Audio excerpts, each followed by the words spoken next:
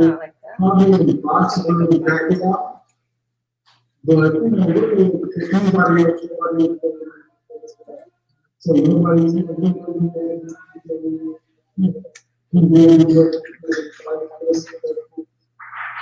that's the type of guy this guy wants to be big. He wants to bring in for big by himself.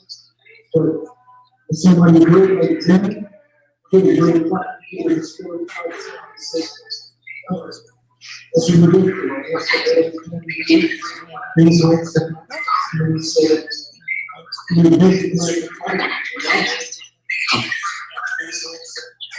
Now let's go to Danny Garcia. We're having some issues with the mics, but we're going to get that rectified. But we'll go back to Danny Garcia. Danny, for you, in your mind, what do you have to do in this fight against ERROL SPENCE Jr. in order to claim the victory? Also, from the oddsmaker's standpoint, you are the underdog heading into this matchup. Does that give you extra motivation? You know, I've been the underdog my whole career, so, you know, that's not new to me. You know, I'm used to playing that role. That's the role they gave me. But, you know, I just had to go in there and be myself. I had to go in there and be Danny Garcia, you know, believe in myself 100%, mentally, physically, go in there, fight round by round, make adjustments, and dig deep. And, you know, that's what a true champion's made of, and that's what I plan on doing come December 5th. Thank you very much to Danny Garcia. Now your adversary, ERROL SPENCE Jr., down in the Dallas area. Once again, just had, you know, the new father. Congratulations, ERROL, on your newborn. I know that is, you know, that's wonderful to see. But you're coming off of that layoff, ERROL. You know, are you concerned at all about ring rust? And you mentioned that you wanted to fight. You did not want a tuna fight coming out in your next fight. I mean, you're coming off of that car accident. You're the 14-month layoff, but you just seem to want any and all challengers. Why Danny Garcia? Like I said, I picked Danny Garcia just so I can rise up to the occasion. You know, I feel like, you know, he was a great fighter, you know, and I still in my favor off a car crash. And I'm still, you know, the top dog in the division, top guy in the division. So, you know, I feel like he would make me, I would show that, you know, I'm just a great fighter. And he's a great opponent. His dad gets me hype, just him saying how they're gonna dictate the pace and how you gonna, you know, come forward and throw punches and this and that and come take the belt from me in my hometown. You know, every time I fight in my hometown, I either got a knockout or just shutout win. So I'm 100% ready for anything they bring to the table. Come forward with the box, a knockout, stand there and fight. We can do whatever they need to do, but at the end of the day, I'm gonna listen to my coach dictate the pace, and I'm not gonna get into the little heads game like with Sean Porter and things like that. Because I fought Sean Porter game, and I beat him at his own game. You know, I'm sure his dad want me to, you know, stand there and slug with Danny Garcia. And he got a rock dog chin, but at the end of the day, you know, I'm gonna do whatever I need to do to win the fight. I want to go with Derrick because we're having some mic issues, but Derrick, with you, in terms of, you told me that ERROL is hitting harder now than he ever has been. What do you feel is the key to success in that regard? I think that it's about the certain level of stuff. It's not easy. Derrick, I'm sorry, it's Kelly. If your microphone is not working, it's hard to hear you. We're going to have to just try to fix it on the ground there. If the camera people could fix it on the ground, and we'll hold questions for Derrick, please. Sorry. Did you take out one of the AirPods? We can hear it. Put the other one back in, I think. That was the other one? We can hear you too, camera lady, so if you Yeah, can it has to be his. tell her to get off. Her sound is fine. We're recording this, please, so let's. Let's go ahead and open it up to questions. Kelly, I believe we want to open it up for questions for the media as we get that rectified, but let's open it up for questions, if that's okay with you guys from the media, as we will go ahead and have the media ask questions. By all means, make sure that you are in queue and get ready to come out with your questions for Danny Garcia and ERROL SPENCE and their trainers. Yeah, for any media that would like to ask a question, please hit the raise hand button, and then we'll come to you. Our first question is going to come from Eric Woodyard. Eric, you can go ahead and unmute yourself and ask your question.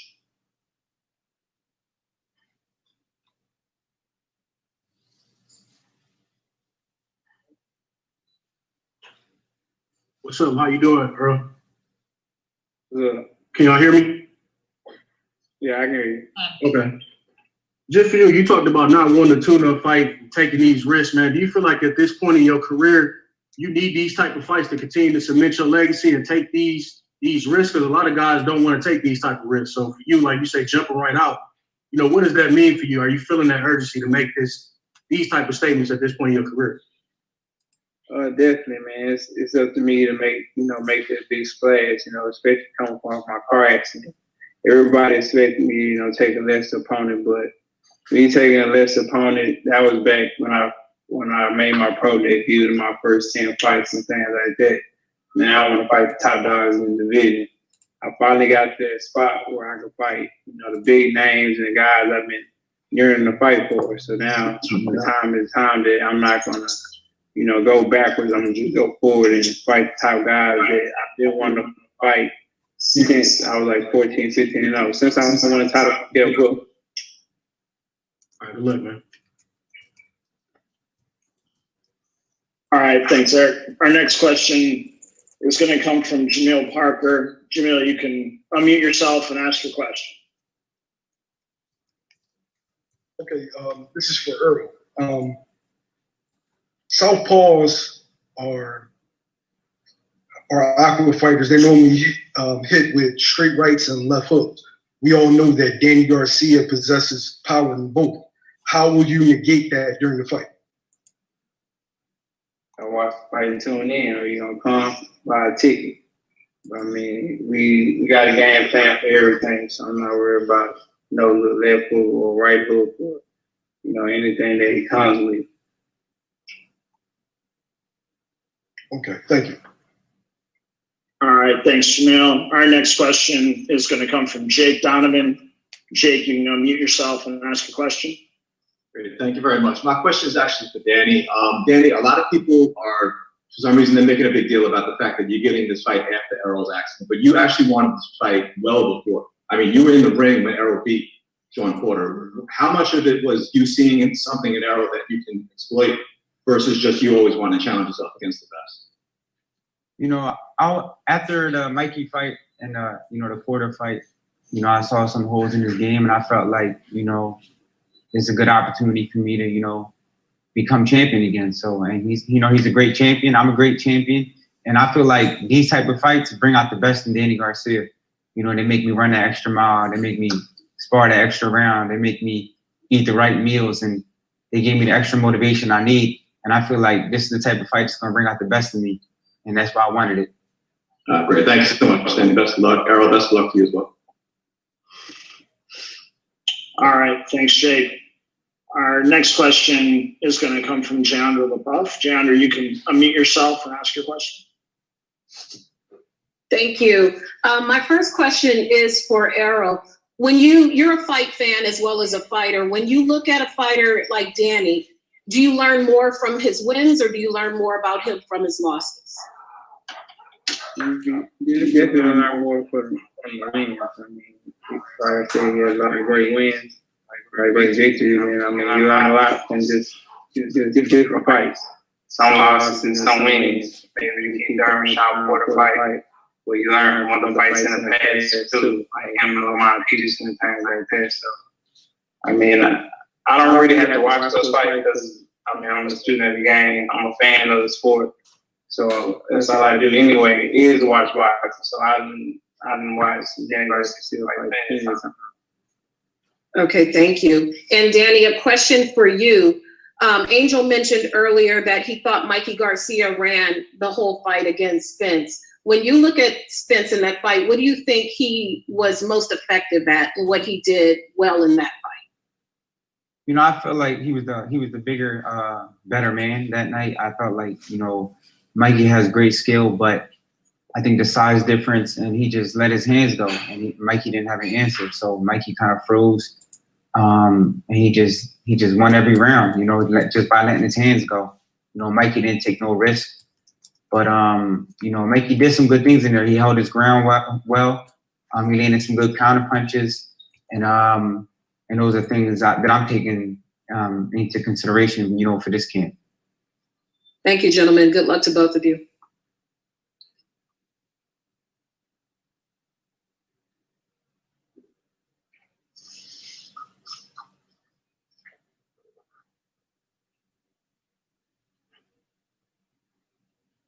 Andrew, next question.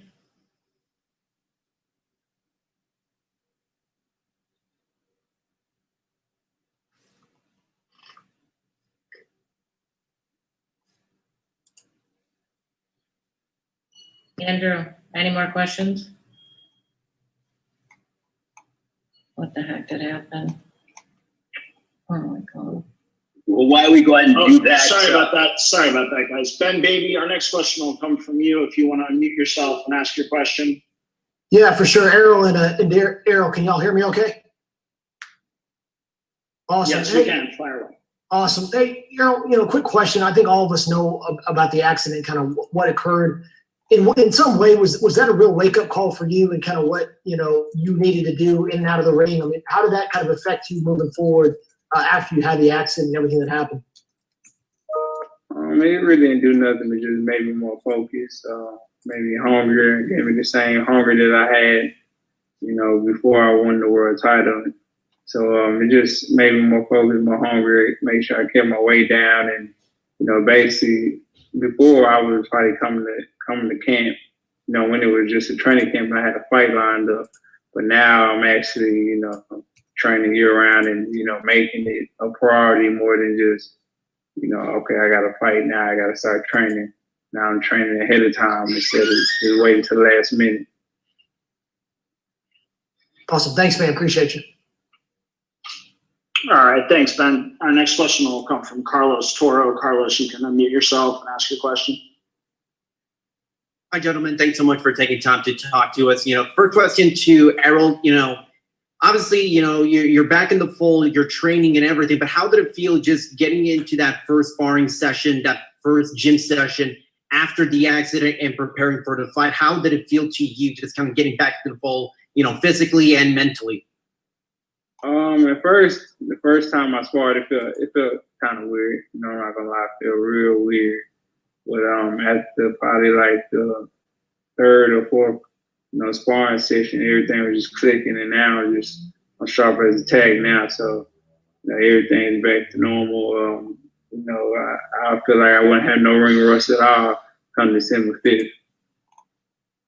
Quick, Derrick, how has Errol look so far in this training camp, kind of after that initial fade where he was just trying to get back into the rhythm of things? When he was getting back to the rhythm and finding himself in the ring, he still was looking good. But I think it was the level of comfort that came in that made the difference. I mean, so it's like he still looked good from the first day spar to each day after that. But when you get more comfortable with just being back in the ring, being back home or whatever, it's you can see a difference. It's amazing. It looks good. Everybody will see on December 5th who he really is. One quick question to Danny. Danny, I know Angel was talking about the fact that, bringing in world judges and not local judges, and you've had the two very close losses on the scorecards to Sean Porter and to Keith Thurman. Do you kind of look at this fight against Errol and believe that there is a sense of urgency or more pressure to kind of take the fight out of the judges' hands, even, with trying to bring in different judges to try to make the fight as fair as possible? Do you feel like a knockout is more of a priority this time around? My job is to fight. At the end of the day, my job is to fight. I can't go in there and worry about judges. The judges are going to do what they do. They're going to score the fight. My job is to put 110% in the gym and know that when I go in there, come fight night, I'll be ready. That's my job. My job is to fight and win rounds and win fights. The judges are not on my mind.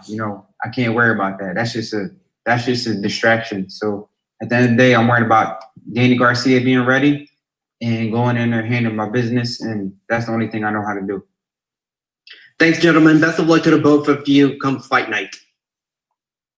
right, thanks, Carlos. Our next question will come from Marcos Villegas. Marcos, please unmute yourself and you can ask away. Hello, Danny. Hello, Angel, Derrick, and ERROL. Hope you guys have all been well. I'm going to ask both ERROL and Danny this question. And Danny, you can answer first. When you look at this matchup, like, honestly, like, why do you feel you can win this? Like, what do you see there in your own game that will give you the decision or the knockout win in this fight? And that same question goes to ERROL. You know, I feel like I'm a great fighter. You know, I'm a great fighter, and you know, I've been in these type of fights before. These type of fights motivate me. You know, I know what I'm built of. I know what I'm built of. As long as I give 100% in the gym and stay mentally and physically ready, I know no one can beat me. And when Danny Garcia is focused like that, I know he's a dangerous man, and I believe I can beat anybody in the sport. ERROL, can I get your thoughts as to why you think you will win this fight, or that something that you possess that you feel that Danny won't be able to handle the night of the fight? I just feel like I'm the champ, and at the end of the day, I'm just a fighting motherfucker. It doesn't matter. If the inside, outside, I can just fight. So I just feel like if it gets down to the wire, we gotta lock it up. I feel like I'm gonna come out on top because I know how to dig down deep and I know how to just fight. Thank you, guys. All right, thanks, Marcos. Our next question is going to come from John Cudney. John, you can unmute yourself and ask your question. Hey guys, so this is a question first for ERROL and Derrick. The country's been going through a long series of lockdowns. COVID-19 has been awful. Just wondering what it means for you guys to fight in front of a live crowd at Cowboy Stadium for this fight. Me, it means everything. Just fighting at home and, you know, everything that everybody's been going through right now. And, you know, I just wish everybody that's going to come out, you know, be safe, wear your mask, you know, follow the social distancing protocols and things like that. And I feel like it'll be a smooth night.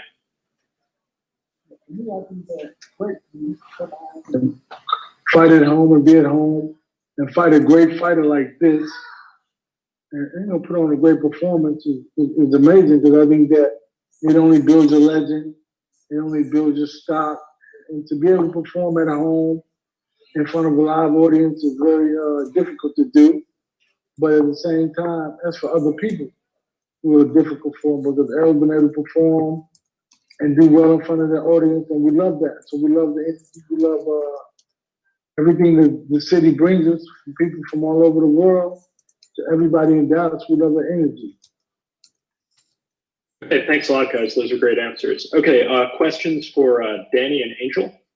So I'm going to ask a cynical question, but I'm interested to hear your honest answer.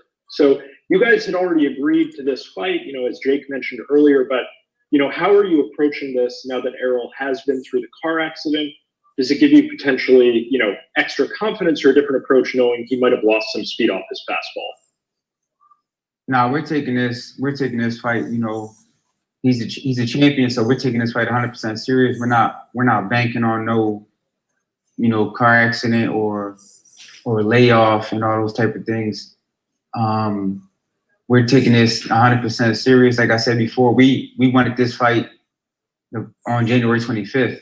You know, things happened, then the COVID happened, so we just had to stay focused, and, you know, the world had to weather the COVID storm and all the crazy things that's going on in the world. But now the fight's finally here. You know, we're 3.5 weeks away, and, you know, I feel like camp is going great, and we're going to go in there and have great performance. You got Angel, any thoughts? Yeah. You gotta understand, like Danny said, it was like for January when we fought a red catch was supposed to be Spence, but then he got into a tragedy. But that's the past. So we're not looking at the accident because we're not doctors. He's cleared by medical. His team say he's good. Everybody else saying he's good. To us, he's good. We can't worry about that. That's something that it doesn't make the fight better or worse. We're not gonna go in there thinking that he was in a car accident, that we got the advantage. We're not falling for that booby trap. That's a booby trap. All we know that we going and for the COVID too, the reason we chose Dallas, Texas, because they got fans, so we wanted fans. If not, it would have been somewhere else. You know, and as long as as long as the people follow protocol, and you know, not that I'm saying that it's not real, it's epidemic, all they give you is a fever for 10 days, not like it's gonna kill you. I mean, I don't know how the country shut down over a fever. But we've been through worse in the past, so it's not the first time America have had a virus. Okay, so like, as long as you follow protocol, you wear your little mask or whatever you want to wear, then you're good. But we're not worrying about that. We hopeless against protocol. We hopeless against masks. All we know is December 5th, we're going to go to Dallas. We're going to fight Spence and Danny. We're going to fight, and we're coming home victorious. That's all we got to worry about. Everything else, push to the side. It don't mean nothing to us. Like, don't mean nothing. I had cancer. I had an accident. I had a motorcycle accident, and I'm here. So as long as you get medical clearance from a doctor, we ain't going over there thinking he had an accident. We're going to go in there and smack him around. He's done. You know, we got to respect him. He's a champ. So we're going in there. We're going to fight, and we're going to fight December 5th, and we're going to have a great fight. And at the end of that night, and now you. So that's how it's going to work out. Okay, thanks a lot, guys. Great answers. Thank you. All right, yep, thanks, John. We're going to have just a couple more media asked questions here. Our next question is going to come from Ellie Seckbag. Ellie, you can unmute yourself and ask your question. Hey guys, great to see you. I'm so excited about this fight. It's one of the biggest fight this year. What, for both Danny and for Earl, what do you guys do great and what does your opponent do great? You want me to go first? And you go. Yeah. Yeah, I feel like I do everything great. You know, at the end of the day, I feel like I'm a true champion. I make adjustments. You know, I could bang it out. I could box. I feel like I can use my jab. And, you know, I feel like that's why I'm a 3-time world champion because, you know, I face many styles, southpaws, bangers, boxers, sluggers, been the underdog. And, you know, I came out on top. So I feel like these are the type of fights that bring out the best in me.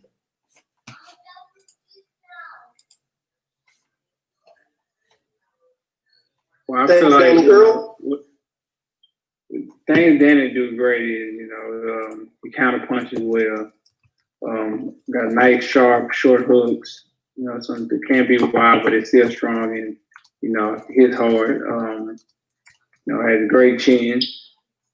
You know, a guy that's not, you know, is willing to get hit and still come back with his shot too. So, I mean, like I said, great counter puncher. The guy that always, you know, when he is an underdog, he always rises to the occasion, at least at 140 pounds. So, you know, with me, I feel like I do a lot of things great. You know, I feel like I can box. I feel like I can bang.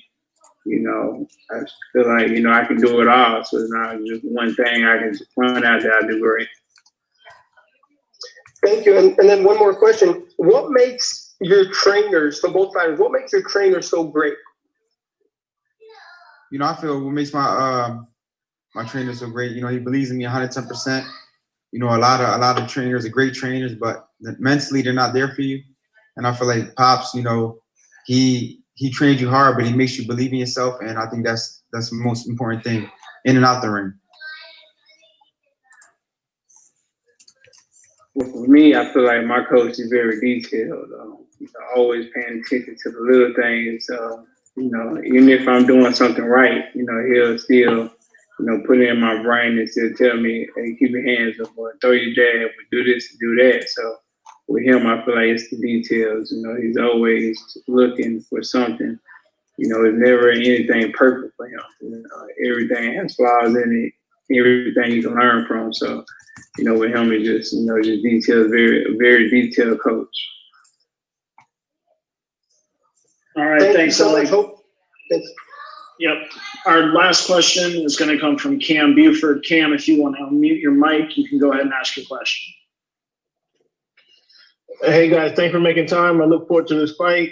Coach James, my question for you is, when Earl became healthy again after the accident, what was that process that you took him through to kind of get him ready for physical training or training for a fight, not this fight in particular, just a fight period?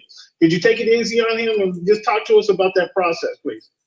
Well, it was just so process. I mean, even though you have the idea of his mind in your mind, the last time you trained him, you're on a high level, you have to come in and kind of like put the training wheels on. It's a gradual process, I mean, and so by the time that this camp started, he was already in shape. He had been training for like 3 months, 4 months, maybe longer than that. So it was like, it was the process of just, we could mess around with some things and do some things, and then we start perfecting some other things. So we had long enough time to do it, and that's great because it was beautiful. And like you said, 2 more weeks only helped to 2 more weeks of getting better, to just be great. I got it. Thank you. And Earl, when they look at this fight with Mikey, they tested that fight and said he found some opportunities in that fight. What are they missing from that fight about your fight game that if they just focus on that one fight, they'll be overlooking? Oh, I don't know. I made that fight look easy. Well, it was easy. I had sparring harder than that. So, I mean, I don't know. I don't think you can learn anything from that fight, really. There's always something to learn. But, I mean, that fight was so easy that, sometimes I got no focus. No, well, I wasn't saying what did you learn. I was saying if they, the Garcias focus on that fight, what would they be missing if they just focus on that real question? Fucking idiot. Nobody focused on that fight. Okay, well, you just said we didn't learn nothing from that. It was you okay or not. You're an idiot. What? He said he didn't watch the fight. You don't watch it again. He said he protects Danny. Real question, moron. Not, fucking moron. Danny, you going into this fight and your pops is over there fired up, saying you can bring anything to the table. Listen, man. Don't even answer. Get this idiot out of there, man. Bang him, man. Hang up. He's an idiot. All right, that'll be it for the media questions today. Ray, we'll turn it back over to you to wrap up. Thank you very much, Andrew. Greatly appreciated. Hey, Angel and Danny, I want to get from Danny as we go ahead. Listen, man, I hate idiot writers. They're the ones that write all this bull crap about all these fighters, but they never got clipped in the tip of the nose. They act like they know these fighters. They don't know these fighters. They got to ask real questions. Was he listening? I say that we didn't learn nothing from that fight. Oh, you talking about we learned from what? What we learned from that? That was easy money for Spence. I would have took that money too. We wanted that fight. So fun. Daddy, can you give us your final comments as you get ready to collide against ERROL Spence Jr. December 5th on a BBC Fox Sports pay-per-view? Your opportunity to capture both the WBC and the IBF welterweight championship of the world. I'm very excited, to be back on the stage and fighting for another world title. And come December 5th, I'm not leaving no rock unturned. We're about to work right now after this. We're putting to work, hard working every day. It's been a long camp, a great camp. And we feel great. We feel confident. We can't wait to December 5th. Thank you very much, Danny and Angel. We greatly appreciate it. Now for ERROL Spence Jr., once again, another opportunity to defend your world championships at home, AT&T Stadium in Arlington, Texas, the home of your favorite football team, the Dallas Cowboys. What can we expect on December 5th against Danny Garcia? You can expect an action-packed fight. If you know Danny Garcia, you've seen his fights. You're always in exciting action-packed fights. I'm always in exciting action-packed fights. So, I think our styles are going to clash, and it's going to be a, historic night come December 5th. So I can't wait. I know he's been training hard. I know he's 100% focused. I've been training hard. I'm 100% focused. And we're willing to put on the great show come December 5th. Thank you very much to ERROL Spence and Danny Garcia. Don't miss it. December 5th on Fox Sports BBC pay-per-view, all brought to you by TGP Promotions, Man Down Promotions, and DSG Promotions. The lead-up continues. ERROL Spence Jr. and Danny Garcia, welterweight supremacy on the line on December 5th at AT&T Stadium in Arlington, Texas. Limited tickets are available following COVID protocols. You can get them at SeatGeek.com, or for the rest of the world, watch it on Fox Sports PBC pay-per-view on December 5th, 9 Eastern, 6 Pacific time. Have a great one, everyone, and we'll see you during fight week in the Dallas area. Have a great one. Thanks, Ray. Hey, can we do one shot, you guys? I'd just like a shot of the two fighters in the camera, so if the trainers could step out. Take your chair with you. We'll get one shot of both fighters so we can get anybody can take the video. We'll have the video on record. There we go. Spence, Errol, can you move your chair over just a little bit? In the center. Thank you so much, guys. Then you'll be, yeah, excellent. Can everybody take any photos you want off the screen?